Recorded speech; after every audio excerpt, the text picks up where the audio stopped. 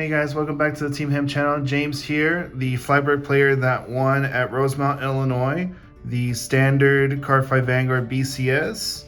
And I'm here to show you my deck profile for Flagburg and talk a little bit about my matches today. Let me just start out by saying that the event was a really good event, had a lot of fun. I'm still in disbelief that I went 10-0 with Flagburg. It's just super surreal, very, very surreal. But every opponent I played against, very tough opponents, but it was a lot of laughs as well. I have to say, majority of my rounds, I was able to talk with my opponents, laugh, just enjoy the game together, and that's really what it's all about. So I just want to give a shout out to everyone, saying thank you so much for the great time and for the great experience over there. But without further ado, let's jump right into the deck list. So as you can see, Mr. Flagburg, Mr. Waterboy right here. This is the ride line that I decided to go with. I'd been practicing the Zorga ride line and, trying to draw two and then discard an order or discard two if I don't have an order. And honestly, I prefer this ride line for the reason that I prefer units like bodies instead of just having orders, because I'm not a big fan of having like orders in my hand and then they're just stuck in there and I can't really guard with them. I don't like the idea that I have to have an order in hand so I can get the draw two and then discard one, because what if I don't open with an order after post mulligan and now I have to discard two, which for my luck personally, it was happening a lot. So I didn't like that. I prefer being able to just summon units, summon bodies, and just swing early as much as I can. So that's why I was preferring this ride line, because I can ride him over the grade 1, he comes out, and I can swing at my opponent with at least 2 attacks. Try to counter rush or just try to swing for 2 damage at least to my opponent before I go to 3. So I'm a big fan of this ride line. I'd much rather play this. If you prefer to do the Zorga ride line instead, go for it.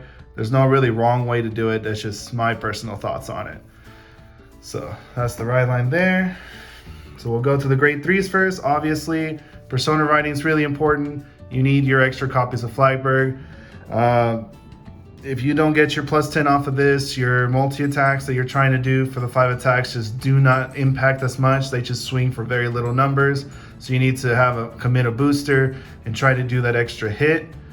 But with a persona ride, you can just swing with your grade 2 rear guards by themselves, and they can usually hit the vanguard or hit a rear guard, depending how your attack pattern is going. And then to round up the 3s, I run 4 of the inlets. Main draw power, main multi-attacker. By himself, he's a 13k base, so he can swing at the vanguard, and then he can restand and potentially swing at the van again, or swing at a rear, depending if your opponent gets defensive checks or not. Usually I just swing at the vanguard twice with him because of my other units that I'll be getting into. But yeah, definitely a 4 of this guy. I tried when Inlet first came out, I was only doing originally 3. I'm sure you guys, those guys who've seen my Flagburg deck profile on the channel before, you know that I was originally running 3, but bumped it up to 4. Haven't looked back since. And yeah, I now recommend keeping this guy as a 4 of in your deck for sure. Then going into the grade 2s, as you saw with the ride line, we were already running 1 of this guy, so I've decided to run a full playset of him. I know some people, especially Mr. Justin A.K. Shaggy over in Houston, when he made second with his deck, he was running 1 less of these and 1 more of the grade 2 that's Soul Blaster restand. I personally prefer this guy in the fact that I'd rather counterblast the restand instead of the Soul Blaster restand because of certain matchups that I'm afraid of, like Brandgate, for example. With Prison, I'd rather use my Soul to bring out units from the Prison and conserve my counterblast for my restanding and for my Flagburg. I also want to conserve the Soul for the order that I did a little sneak peek on a little bit earlier, so I can recuperate units. I also rather use the Soul for units like Inlet right here. So because of that, I run this guy as a 4 of and run this restander as a 3 of. So if you prefer to run this guy as a 4 and this is a 3, that works for you, go for it. Totally not against it. But for me personally, I was liking this guy, and it really came up, especially when I go into my matches. Having this guy as a 4 of and this is a 3 of really worked out for me in Illinois. So that's that with the 2s. And then for the last 2 to round up, very important unit to me, this Blooming Petal. I'm not gonna try to say her name, I'm really bad with names, but she was very instrumental in my plays over in Illinois because of my matchups that I ran into. And the fact that she can recuperate soul allows me to have extra soul to use for this order here and for the inlet as well. Also the call out from the prison. You can definitely play around with her against the prison matchup. Get extra soul to be able to call out more units from the prison. So that way, again, you can use your counterblast for more important effects. So, yep, definitely run her as a 2 at least. I was running her as a 3 because in the past, because locally we were having a lot of prison players. Prison was everywhere, so I wanted to make sure I saw this girl ASAP for my prison matchups. As time has gone by, there hasn't been as many prisons around locally, so I bumped her down to 2. That's been working out for me, and she came in clutch in some of my matches, especially against the prison matchups I had to do. So definitely put her in your deck if you can. Try to run her at least as a 2 of, for sure. And then we go to the 1s. I feel this one's self-explanatory. We got 4 PGs. You need your PGs, you need to defend. So definitely run the 4 PGs. And then I run 1 extra of the Ride Line Grade 1. His main usage was to reveal for the Grade 2 in the Ride Line. If you're not familiar, this guy, because if you ride Flagburg over him on the Ride Line, you either reveal a copy of Flagburg or a copy of him in your hand to call him out of the soul for free. That came up a lot. He was, even though he was a 1 of, I saw him quite a bit in my matches. I was able to reveal him, conceal the Flagburg in hand, not let my opponent know I have a Persona Ride, and call this guy out of the soul. His other use is that he's an early game attacker. I can swing. He's a 10k base as long as I'm on Ascendance Assault or if I'm on Flagburg. So he's a 10k base, can intercept while in the front row, and he's just a good early game aggression card if I see it. But most of the time I just use him as a reveal, call out a soul, and then make him a 10k booster. So if you want to run something else besides him, you easily can. There are plenty of other grade 1 options you can try out, but having this 1 extra did come in quite a bit for me. So I'd recommend at least 1 more in your deck. Then we have 4 of this grade 1 right here, Mr. Price Trident. He is the main counter charger, soul charger of the deck. In case you're not aware, his ability is on the 5th attack that your other unit attacked this turn, you can put him in the soul to counter charge. So basically, when you ride into Senior Flagburg and you're trying to get in there for the 5th attack, say your opponent only gave you 1 damage to work with, you counterblasted 1 for your grade 2 ride line to restand. So now you have no face-up counterblast, but if you swing him with your 5th attack, you can trigger him first, go to soul, countercharge, and then activate Flagburg to counterblast and do all his nice effects. So definitely a unit you want to see when you can. Definitely run it as a 4 of. I wouldn't run it under anything less. Then I was running 2 Mantises. This guy actually came in quite clutch in one of my matches. That 5k really does matter, especially early game if you're trying to push him for that extra damage. But especially on turns you couldn't be able to Persona Ride. You're able to call him to the rear guard circle, give 5k to a grade 2, one of your grade 2 restanders.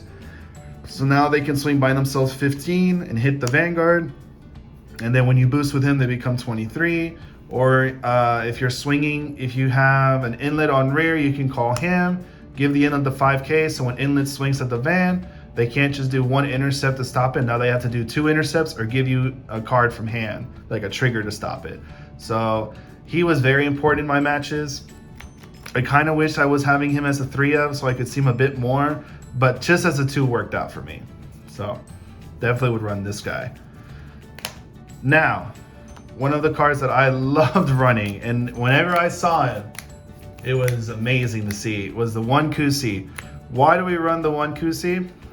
Because there are times where you cannot persona ride with this guy. You just will not see a copy of him. So when he swings on the 5th attack, he's just a 23. And he says, drop 3 from hand to guard. They'll say, okay, well, I'll just drop 2 triggers and a 5k. Boom, stop him. Unless I hit OT, I'm not breaking through. But if you have the Kusi behind him, so he just becomes from 23 plus the 15. So now this is a 38. So it's a way bigger number. You're telling him throw up 3 from hand. So when I just said like 2 triggers, like 2 15Ks and a 5k shield, that's 48. This is now a 1 to pass. Now it's 3 cards out of their hand. If they want to try to make it to the pass, they have to drop more. So on turns that I couldn't persona ride, the fact that Kusi was here was able to make this 28k base, plus his 10, 38, big numbers, harder to guard. Love this dog. Anytime I saw it, which I saw it quite a bit in the tournament actually, anytime I saw it, I loved it. If I didn't see it, it wasn't detrimental, it didn't really kill me, but just seeing it was just made me so much happier. So I would definitely try to run the 1 in your deck if you can. If you don't want to run it, you think that it's not worth running because it doesn't have any shield value and it's only good behind the Vanguard, hey, if that's your opinion, you want to do that, don't want to run him, that's fine. You can definitely replace him with, like, say, another Mantis, as I said earlier. I wish I had a 3rd one of these, but I think it's worth running the 1 instead of having the 3. So, for sure. And then to run up the 1s, we have 3 of the orders. I was originally running this as a 2 of. I didn't really like it as a 3. I bumped it up to 3 because I was afraid of the Gravidia matchups, afraid of the matchups that would just retire my board. So I felt that, okay, I need at least 1 more copy so I have 1 more way to recuperate units from the drop zone. And only having 2 is just not going to let me do it, especially since I'm trying to see this a bit more against those certain matchups. So I bumped it up to 3, and I'm glad I did because I did see at least 1 every game, at least. So it definitely worked out in the end for me, in my favor. So I would definitely run this as a 3 of if you're worried about those matchups. If you feel you can get away with just 2 in a regular Flagburg deck, it was working for me for a bit. So try out what you want to try out, man. And now we go for the triggers. So for Flagburg, I was running 7 crits, 4 to go into soul, and 3 regulars. The reason why I was running 4 of her over this is because I value the soul a lot. So I keep saying, like, I'm afraid of the prison matchup. I'm afraid of using up too much soul too fast. So I wanted to be able to have an option to have more soul for my important effects like the soul condensation and the inlets. So definitely bumped her up to 4, didn't regret it at all. And we just want to crit our opponents out because of our attack pattern with Flagburg. Fronts don't really work out, and I feel the 20k shield just wasn't worth warranting over having an extra crit. So I'm running the 7 crits, and then running the 4 draw triggers, not only because she's 10k shield, but because we want to see our pieces. Flagburg is a piece-reliant deck. You need to be able to get your 5 attacks in as much as you can with Flagburg to maximize the amount of pressure you can with the deck. Hence why I was running 4 draws, increase the chance to see those pieces. Now, for the heals, I was running 2 regular heals and then 2 of the Hedgehog heals. Now, I was originally, for this event, I was going to take the multi-attack extra shield value heals over these extra crit heals. But I decided to go with these in the end because I was just afraid of the Gravidia matchup and Brantgate in general, because prisons can also get extra crits on their rear guards and their Vanguard by effect. So because I was afraid of running into more Brantgate than anything else, I decided, you know what, I'm going to risk it. I'm going to put in the 2 Hedgehogs, run these instead of the multi-attack heals. And I'm so glad I decided to do that because, man, I think I ran into about 4 out of my 10 games that I played. I've ran into 4 Brantgates. Yeah. So having that extra crit heal really did matter. So I'm so glad I went with that. These heals, I feel, are like a meta call. If you feel that you're gonna go into an event and run into more multi-attack, rearguard centric or vanguard centric decks, I would run the other heals instead. If you are like me and you feel like you're going to run into more Gravidia or more crit gaining decks like Prison, definitely run the Hedgehog instead. And as of right now, the making this video of this event, definitely this heal was the way to go. Just my thoughts on that. And last but not least, the Stoicheia OT, because Stoicheia OT is in this deck is way better than the regular Cray Elemental OT. Alright, so now that we've looked at the deck profile, let me just talk a little bit about my experience and the rounds that I went into at the Rosemont Illinois BCS. So, like I said earlier, every round was a lot of fun. I really enjoyed the tournament. I really enjoyed the way that it was ran. It was quite smooth. Thank you so much, Bushiroad staff that was there to help run it smooth. Thank you to all my opponents again. And thank you so much again for a great experience.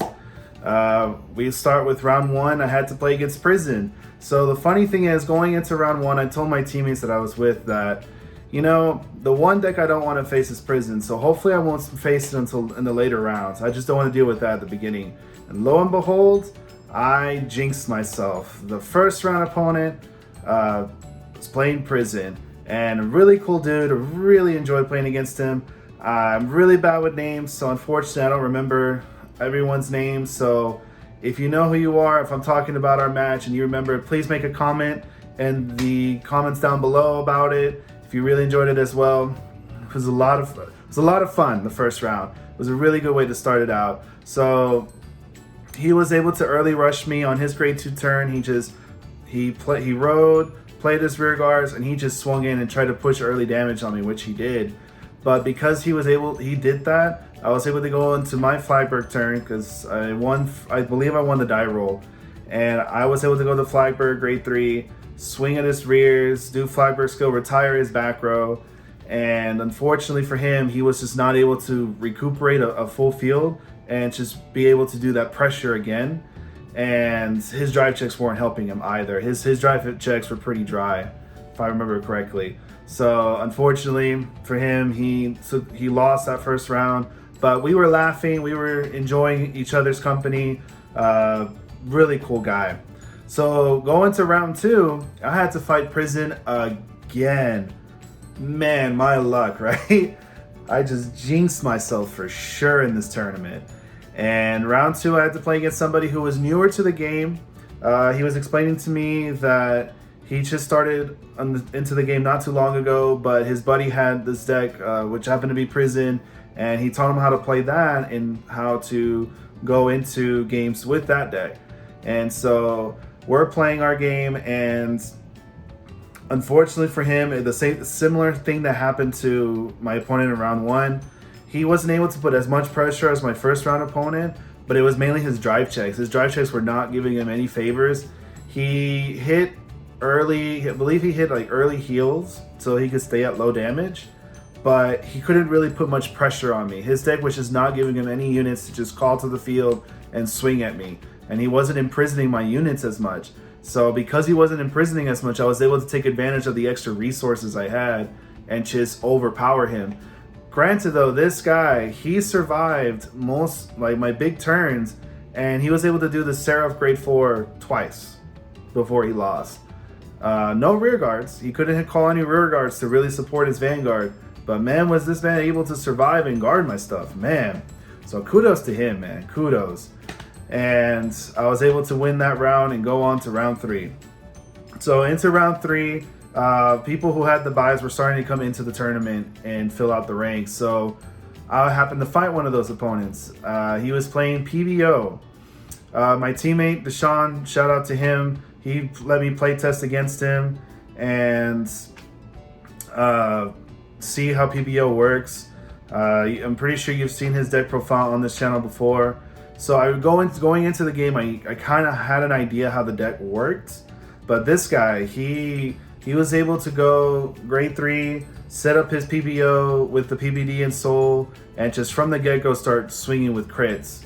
And It was a back and forth game, very close game, and what it ended up getting it to where I was able to win in the end. I didn't see any heals, so I would push him to high damage, but I noticed he wasn't drive checking heals, and I thought, where are they? The moment they start showing up, I'm going to start losing momentum. Find out on his last turn, when I was going in for game, he drew into 3 of them. So he had 2 of the heals that get extra shield when when it's blocking a unit with an extra crit. And I believe he was also running 2 heals that gain extra shield when multi-attack. He had 1 of those and 2 of the extra crit one. So when he was guarding, he because of those shields being low value, it affected his shield, the amount of guard he had in hand. And on my turn that I won the game, he was 5k short of blocking my attacks, all of them. So because of that, I was able to take the win. And again, another cool guy. We were enjoying the game. We were enjoying the back and forth that we were doing. Our decks just did not want to give up. Like, his deck was giving him defenses to guard with. My deck was getting triggers to help me in defending. I mean, it was crazy. It was a crazy game. But I was able to take that win and go on to the next round. So round 4, I play against Barrow Magnus. And shout out to my teammates Andrew and Calvin, and to my buddy Antoine, who all play Barrow Magnus in their own way. So I was able to see, I had a good grasp on how different ways you could play Barrow and the main idea what the deck is trying to go for. And the unfortunate thing for my opponent is he couldn't hit 15 soul in his first grade 3 ride. So he rode Barrow Magnus. His hand was pretty big. This man was hitting draw triggers like a boss. This man said drive check, draw, damage check, draw. His drive check again was a draw. I thought, man, this man's going to hit 15 soul, and I think I'm going to lose this one because my hand wasn't looking too good. If he had 15 soul, he would have won. But he was able to set up a board where he had Barrow Magnus, he had the grade 3 of soul charges too. He had a swirler in the back row. This swirler was getting ginormous with all this soul charge he was doing, but he stopped at 13. And he called the grade 2, that's the on hit to soul charge. Then she goes to soul and you counter charge. If that unit would have hit, he would have hit the 15 soul and he would have taken full advantage of that game. So when he swung with the swirler boosting with that grade 2 ended up being, I want to say 73, 75, something like that, really high. And I had a perfect guard, and I was able to perfect guard that attack. And because I did that, he couldn't really do much after that. His momentum just started going down. And because he hit 14 soul, because the girl went into soul to countercharge, went to my turn, because I survived the rest of his attacks. I was able to do my whole Flagburg combo, and it just went downhill for him after that. So, like I said, if he would have hit 15 soul, that was it. The game was his, because my hand was not going to survive that. So we were able to get that win and go forward. So we go into round 5, and it was prison again. And I thought, man, this is crazy. I've had to fight 3 prisons this event. The one matchup besides Gravidia I did not want to deal with Flagburg. And this game was crazy. Shout out to my teammate and my fiance, Gloria. She really played with me. That's all she plays is prison. So play tested with Flagburg against her really helped out in fighting these prison matchups, because I knew what to expect. I knew what the deck is trying to do. I knew what the deck could do depending on what line of play you go. So shout out to her. We were going back and forth. The game went so long that it was, I think we went into time for sure. We went into time. Our triggers were just showing up on point. He was able to imprison a lot of my cards. I was able to swing multiple times, even with him imprisoning my stuff. The grade 2 that I was saying, the Red Maiden, she came in so much clutch, because every time he would imprison her, I would be able to Soul Blast to call her out, Soul Charge 2, and have extra soul to keep calling out of the prison. There was one moment where if he would have guarded a bit differently, he could have actually won the match. But it wasn't pointed out until after the game, where there was a situation where I had the inlet and the Aggress Blue, the grade 2 that restands from Soul Blasting on attacking a rear guard. And I swung with the inlet to his Vanguard, and he had 2 grade 2s in the front row. However, all my units were being -5 because of turquoise, so nothing was hitting. So I'm guessing that what he was seeing was, well, these are really low pokes. They're not going to hit my Vanguard or my rear guards at all. That's fine, just let him swing. Had he double intercepted against the inlet, I would not have been able to restand the Aggress Blue, which means I wouldn't have been able to get the 5 attacks off with Flagburg. So the fact that he didn't intercept allowed me to swing Aggress Blue to the rear. I don't hit, but I still get that restand because I don't have to hit to restand. I just have to attack it. So I was able to do inlet, then Aggress Blue, and then inlet Aggress Blue, then swing with the Flagburg, do my Flagburg things, retire his last really good units he had, because again, like I said, this game kept going on and on. So he was losing his good units slowly but surely. I was losing my units because of the prison, losing resources, and it was just a really close game. And it got to the point where I had 2 cards left in deck. I couldn't even attack with Flagburg. I had to kill him with the rear guards. And because he didn't have turquoise anymore, his hand, I believe, was 3. It was his last triple drive. He just couldn't guard everything. So that sealed it. That was it. So we were able to get that win against Prison and move on into the next round. So round 6, I got to fight against Magnolia. And that was an interesting matchup. My opponent, again, really cool opponents. So far, I haven't fought against anyone at this point that was like rude, angry, nothing. Everyone was chilling. We were laughing. We were enjoying the game. It was fantastic. Round 6 was no different. The Magnolia player, this man was going in. This man was trying with Magnolia. He was telling me, yeah, grade 3 Magnolia is still really strong. You can do this and that. This man saw 3 inlets before I saw my first one. So he was drawing like crazy, using inlet to draw extra cards. And I'm just looking at my hand, looking at my deck and going, hey, Flagburg, when are we going to get inlet? Because he saw 3. Where's ours? We haven't even seen 1 yet. And I'm struggling to keep up because of all this extra drawing he's doing. But it got to a point in the game where he has a big hands. I retire his units. He goes to his turn. And I'm thinking, okay, he's going to Persona Ride, call a full board, and just punish me and just end the game, take the win away from me. I was ready to see this.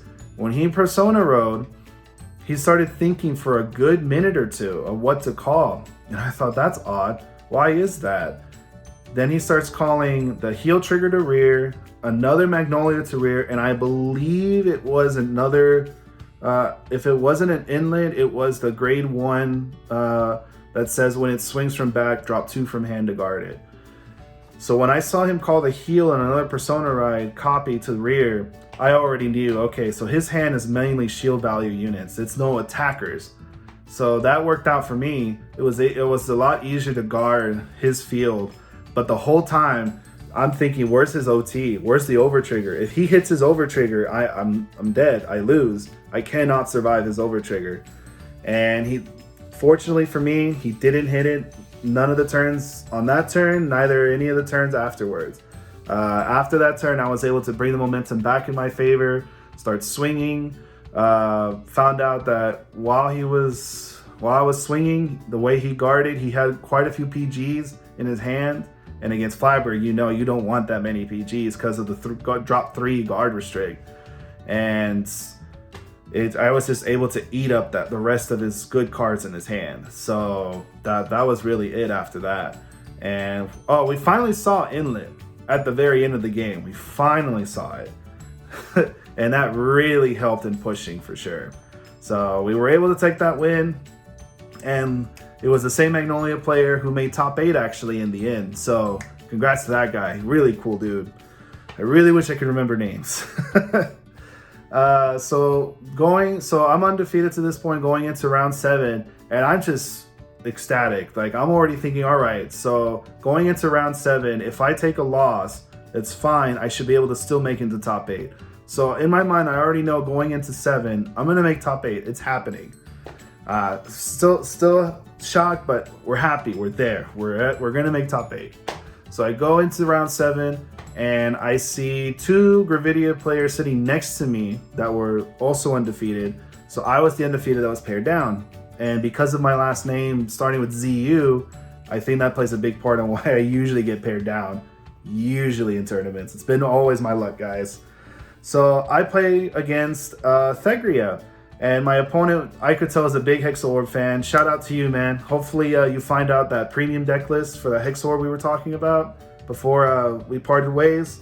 I really want to know what your spice build is for sure.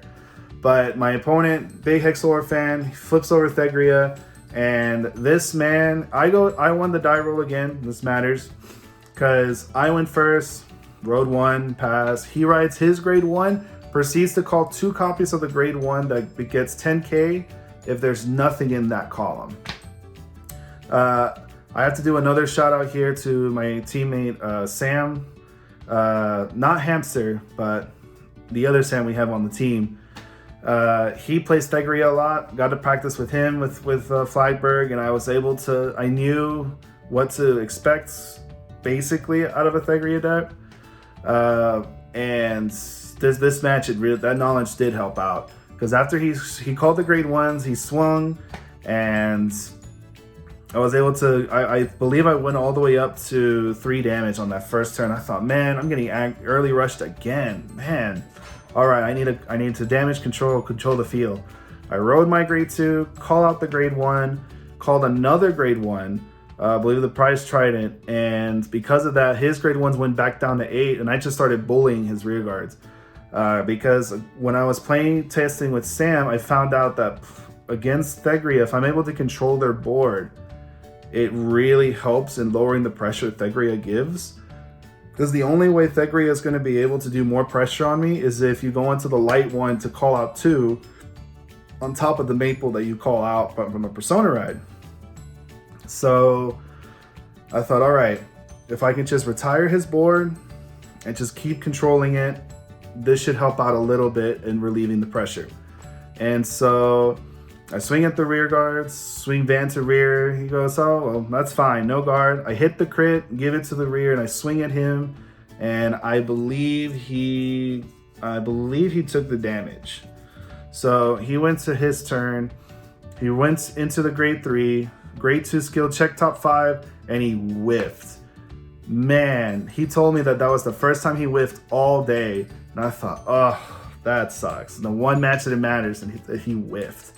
But kudos to this man. This man had it. He was set up, ready to go. He said, that's fine. I have the angel. Put the dark Thegria into soul. Set that up.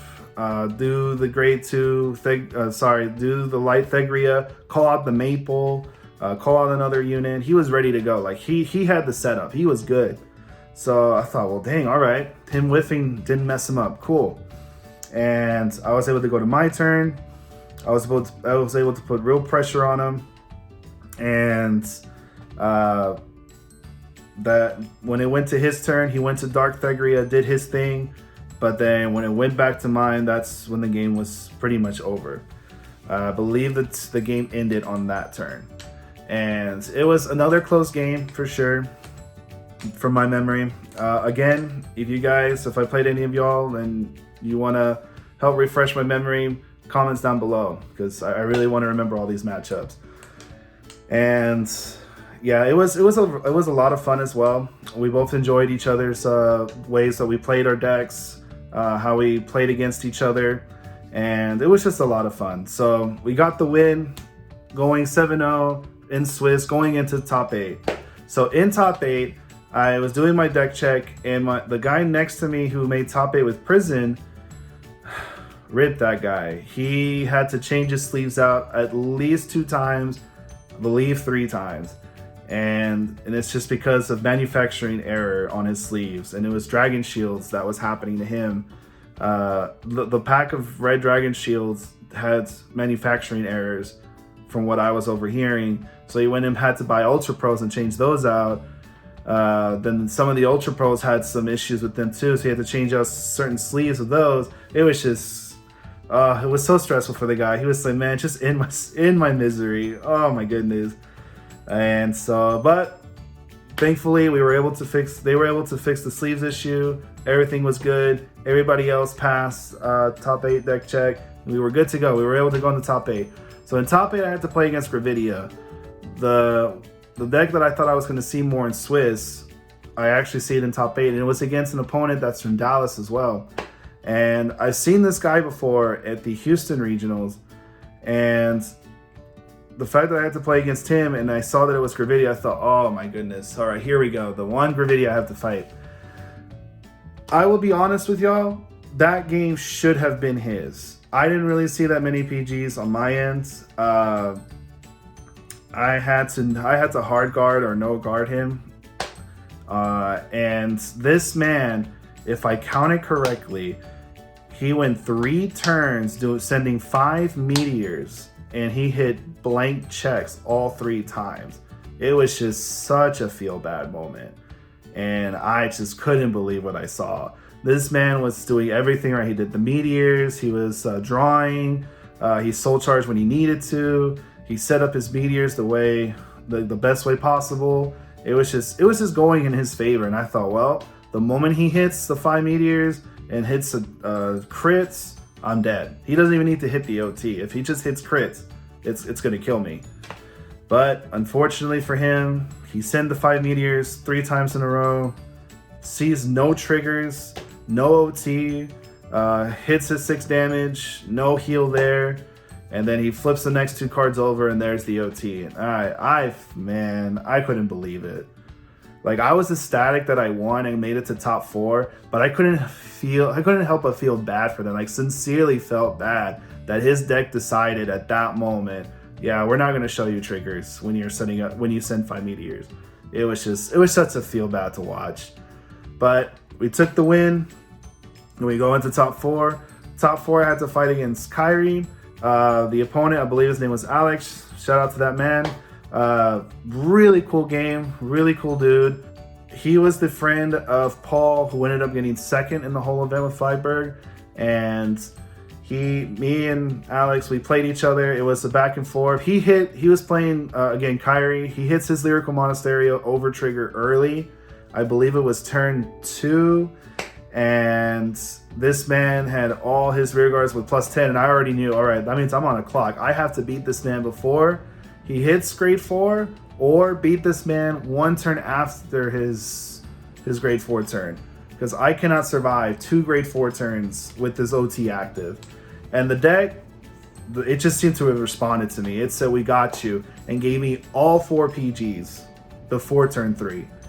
I could not believe it. Even the judge next to me, I saw his facial reaction just a little bit, and I was in the same boat as him. I thought, I can't believe it. I have all 4 PGs, and this man has his OT effect active. Wow. Okay. So we're going back and forth, and he goes to his grade 4 turn, and I'm like, all right, I'm at 4 damage. I can take 1 hit and perfect guard everything else. Let's do it. So he wasn't really drawing attackers. So his field, if I remember correctly, was a heal trigger on rear, the grade 3 that gets 10k on rear, and it was a booster as well. So he swings with the heal, he swings with the grade 3. Sorry, he swings with the heal, no guard, I don't get a defensive. Oh well, it happens. Swings with the grade 3, I perfect guard that one. He swings with the grade 4, bounces the 2, calls the 2. Okay, perfect guard that. Swings with the other 3, perfect guard that one. And he literally was looking at me and say, there's no way. Like, the facial expression was, there's no way. Swing boosting the heal at my Vanguard, dropped the last perfect guard. We both just went, what just happened? He couldn't believe I had 4 PGs. I couldn't believe I had the 4 PGs. So he passed the turn to me. I approached Sona Road, did my turn, and that was it. The game was over. And we were both just laughing at that, and we were really watching Paul's game with Flagburg and Gravidia, and we were just watching in anticipation to see what happens.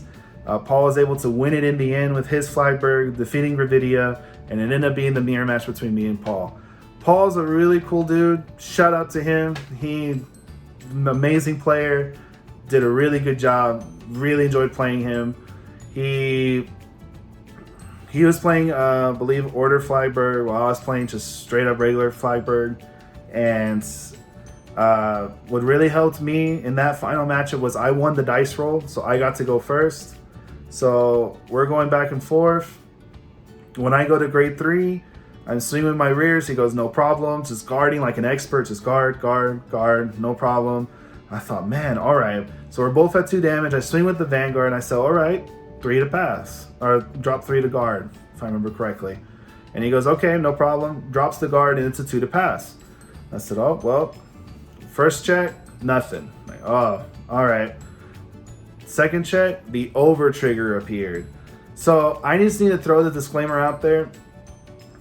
I've only seen the over trigger throughout the entire 10 rounds that day. I saw the over trigger activate for me 3 times. All 3 times were offensive. Any other time I saw it, it's because I drew it. So the fact that the OT happened at that moment when it did really pushed the momentum in my favor. It really just changed the game completely, because he lost all those cards.